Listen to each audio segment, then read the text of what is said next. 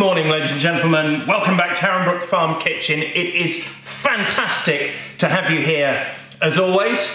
And today we are going to make something really incredible. We are going to make a German classic hazelnut loaf. You are going to love it. Let's jump in.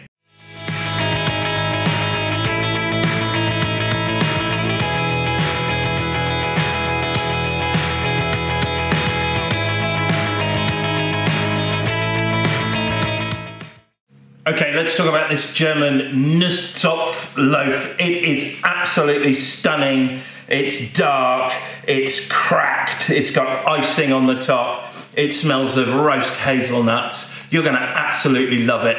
Let's jump in and take a look at the ingredients. Okay, so we're gonna start by making the sweet dough. And the ingredients for that are 300 grams of strong white bread flour. We've got 50 grams of caster sugar, 4 grams of salt, we've got 8 grams of yeast. This is osmotolerant dried yeast. If you're using fresh yeast, probably a little bit more, maybe double that to 16. We've got 1 medium egg, 125 millilitres or 125 grams of whole milk, and 50 grams of butter that we've cubed. So let's jump in and get these combined. Okay, so we're going to combine these in the bowl of the stand mixer as usual, but a slightly different procedure. So I've put all of the flour in there and I'm going to go straight into the flour with all of the butter. And what I'm going to do is I'm just going to flake the butter into the flour, a little bit like I'm making pastry. What I want to do is end up with it looking like breadcrumbs is the classic way of describing it. So there we are, starting to come together. I guess it's probably quite hard for you to see, so we will probably fast forward through this. You can actually do this in a food processor and just put it in with a coarse blade and blitz it all up together. But to be honest, it's so quick to do it by hand, I don't normally bother getting the food processor dirty. There we go, beautiful. So I'm going to go in on top of that with all of the sugar and all of the salt, and I'm just going to grab a trusty spatula and I'll just give that a quick mix to combine it before I go in with all of the yeast. Spread that around. There we go, and then we've got the milk and the egg. What I find easiest is to break the egg into the jug. Just give it a whisk up with a small whisk. Try not to splash it everywhere like I always seem to. There we go, beautiful. And we'll just pour that in on top. I'm going to put this on the stand mixer with a dough hook, bring it together slowly as usual for 2 or 3 minutes until it's formed a sort of sticky ball, and then I'll turn the speed up to a medium fast speed, and we will knead it for 7 or 8 minutes until it's all beautiful and dough-like. Okay, so that's been kneading on this slow speed for maybe 2 minutes, and you can see it's all come together beautifully, lovely colour because of the egg. I'm going to give this a quick scrape down and then we'll turn the speed up. Okay, about halfway through the knead, you can still see it still looks very sticky. It always does, it will come together, never fear. Quite a lot going on in the kitchen today. What do we got here? We got a milk loaf, partway through its first prove, and then under here we got some fabulous wholemeal rolls for lunch. So quite a lot going on, trying to balance it all. So just to show you now, that's had about 9 minutes, and you can see it has all pulled away from the sides and formed into a ball. It's still very sticky, but if you persevere with it, it will eventually come together.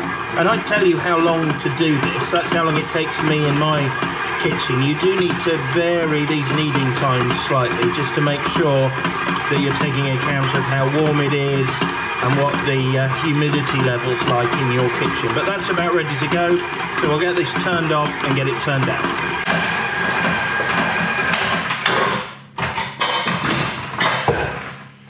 Okay, beautiful. So I have lightly oiled this bowl. I'm not going to attempt to shape this at all. It's already formed into quite a nice little ball I'm just going to plop it in there and make sure that we've got no sticking out bits that might go a bit dry. There we go, happy days, absolutely lovely. More washing up. So I'm going to cover this with cling film. We're going to sit it on the side for probably, it's a warm day in here today, probably an hour and a half, maybe 2 hours, and then we'll get it out, get it shaped and move on to the next stage. Okay, so whilst the sweet dough is having its prove, we can get on and make the filling. So let's talk about the ingredients for the filling. I've got 125 grams of ground, roasted or toasted hazelnuts. You can buy them in the shop, ground and toasted. I don't tend to do that. What we use is whole hazelnuts. We blitz them up in the food processor and then we toast them ourselves. So that's what I've done here, 125 grams, and then I've just put it in the oven at 180 degrees for about 5 minutes and tip them into a bowl. You're also going to need 125 grams of what we call sweet crumb. So I'm going to make that from a mixture of digestive biscuits and some slightly stale leftover milk loaf. You could use some old sponge cake, some old scones, an old brioche, anything at all, but you need 125 grams of sweet crumb, which we're going to blitz up. You need 125 grams of caster sugar, a medium egg, a good squeeze of vanilla paste, and then some spicing, which I've already made up there. I've got a teaspoon of ground cinnamon and a teaspoon of ground mixed spice. And then finally, you're going to need some whole milk. And I can't tell you how much we're going to need, because what we're going to do is mix it all together and add the milk at the end to give it a spreadable consistency. Okay, so I'm going to do all of this in the food processor. So the first thing I'm going to do is I'm going to go in with these digestive biscuits and the bread, and we are going to blitz this up into a crumb.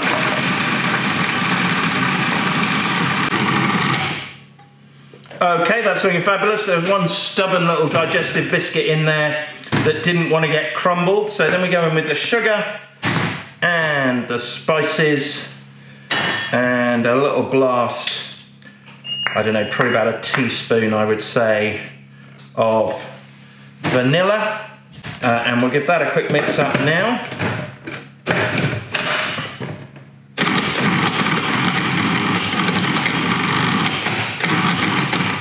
Fantastic. And then we can go in with all of those lovely hazelnuts. They smell absolutely amazing. And then I'm going to just give the egg a quick beat up. Doesn't have to be, obviously it's going in a food processor, it doesn't need to be completely whisked to death. But we'll just combine that, get him in there. Beautiful. Get the lid back on. And I'm just going to be pulsing now, because I don't want to overly chop up the hazelnuts that are in there. So we'll just turn that on and go in with a wee bit of milk. And what we are looking for is a nice, please be careful if you put your hands in the food processor, a nice spreadable consistency like that. I'm going to give it one more little waz. There we go. Absolutely fabulous. I'm going to get this scraped out into a bowl and then it can just sit in the fridge, covered with a bit of cling film, until we're ready to assemble the incredible German loaf. I can't wait, and I'll see you in about an hour once we've finished proving. Okay, welcome back. Well proved, as you can see. It's had about 2 hours today. That time will vary, as we say, depending on how warm the day is and how warm your kitchen is. So we'll get a bit of flour down on the worktop and we'll get this scraped out. Lovely dough, look at that, beautiful. Okay, so we just want to knock this back a bit, get it nicely coated in the flour, because what we're going to do is roll this out with a rolling pin. And we certainly don't want it sticking. Bit of flour on top. And him out the way. So you can see.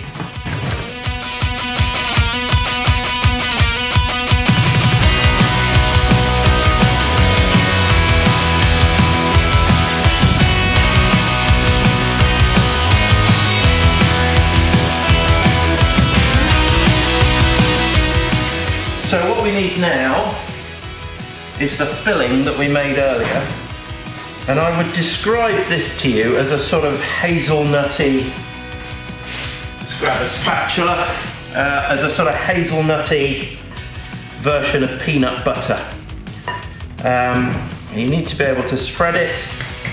It's quite thick, it has been in the fridge, and that sort of toughens it up a bit, makes it a little bit harder to spread.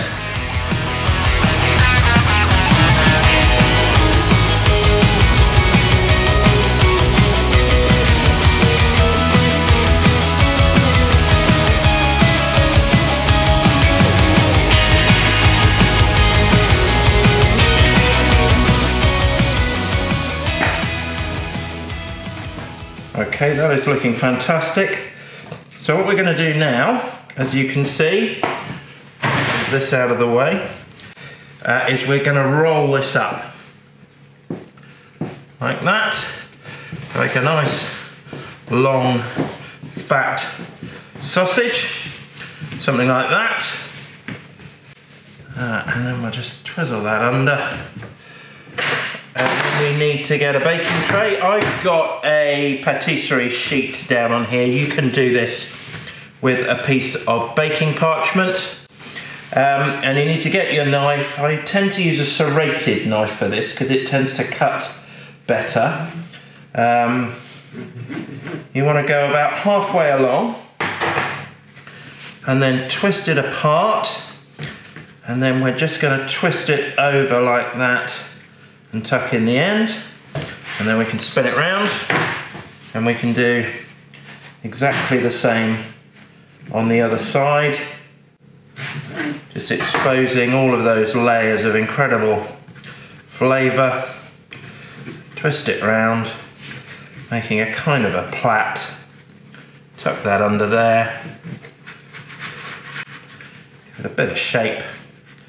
That looks absolutely beautiful. So what I'm going to do now is I'm going to cover it with a cloth, actually, rather than cling film, because cling film will tend to stick to it. I'm going to put it over there. I'm going to leave it to second proof for maybe an hour or so. I don't want it to be too big, and then we'll get it into the oven. See you shortly. Okay, oven's been preheating for 30 minutes at 200 degrees. Shall we take a look? Wowza, look at that bad boy. Okay, we're ready to go straight into the oven.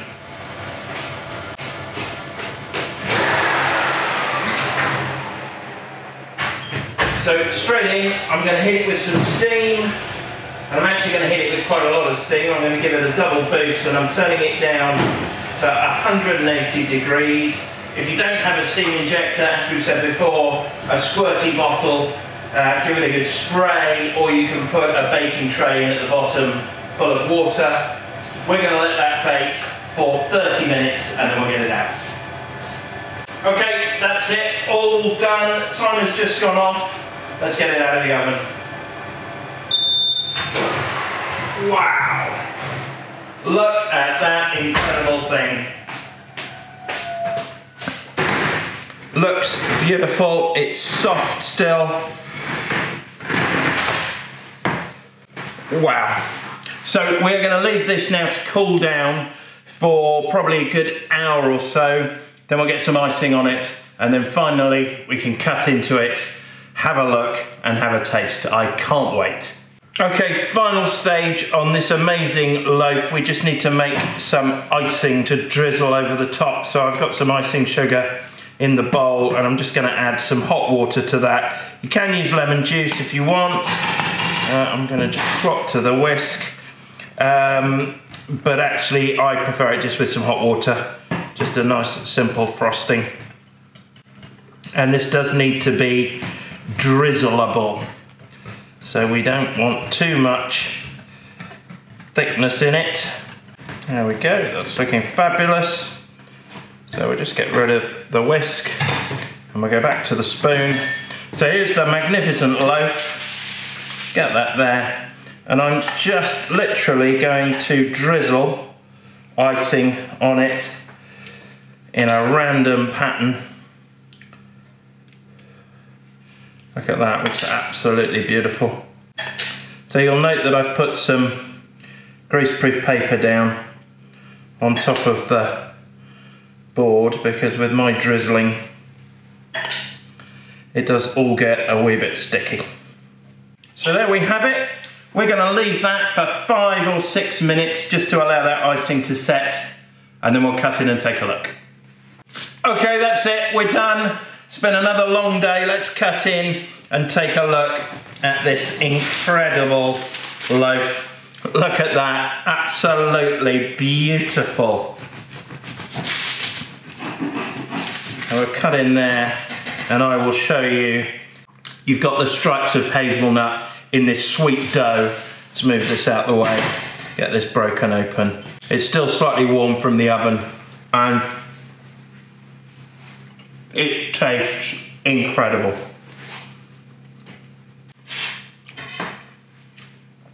It's sweet, it's warm, it's hazelnutty, it's comforting. Those Germans know a thing or two about a great sweet autumn loaf, and this is certainly one of those. I do hope you've enjoyed following along with us today. If you have, please consider giving us a subscribe, hit that like button, and we'll see you on the next one. Have a great day.